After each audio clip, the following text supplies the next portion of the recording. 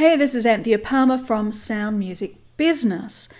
This episode I have titled 10 Points for Music Success. That's a very generic title, I know. I'll tell you why I came up with this episode content. 2 episodes ago, I released an episode on how to sell your music for commercials. And if you go to the Sound Music Business Facebook post, you'll see that there was quite a bit of negativity around that subject.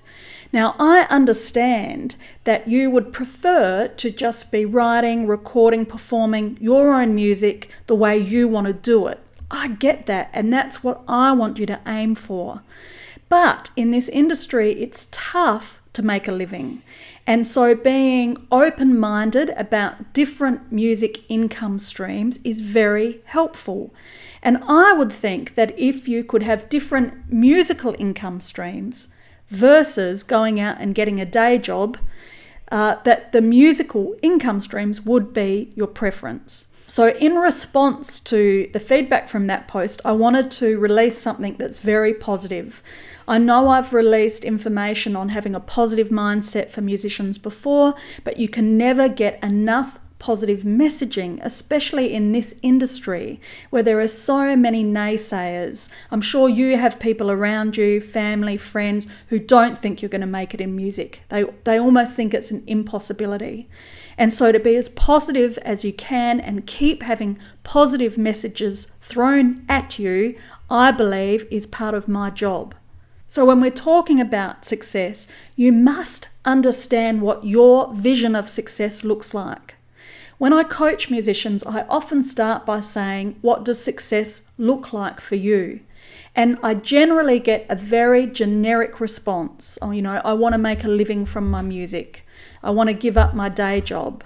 All that's good, I get it, but you should have in your mind a very specific image of what success looks like for you, down to what are the music income streams you're going to be happy to keep working on.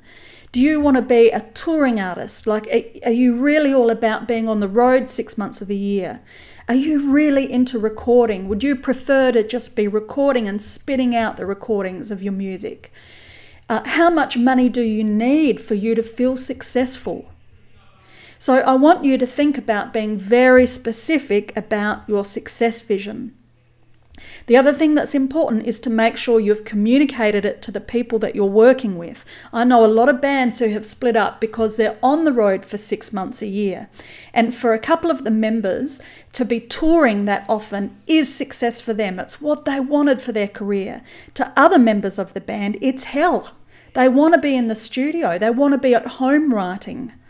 So make sure that the people in the band and the people you're working with, like managers, promoters, publicists, they need to also understand what success is to you. Now, I've put these 10 tips together. Some are about having a positive mindset, and some are more practical tips. So there is a blend. And if you would like to have the report, again, I've got it in a PDF version that's downloadable for you. I would recommend, and if not my messages, then somebody else's, but I would recommend having this report on hand. I have a slide presentation that I play to myself whenever I need a bit of motivation. If something negative happens and I need a bit of a lift, if I just need to remember why it is that I'm working hard and why I'm doing what I'm doing. So I would recommend you have a document like this or some other signal to you to remind you what's important, what you're aiming for, and make sure it has some positive messaging.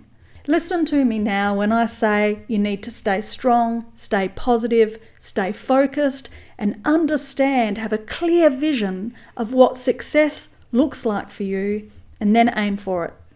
I'm Anthea Palmer from Sound Music Business. Onward and upward.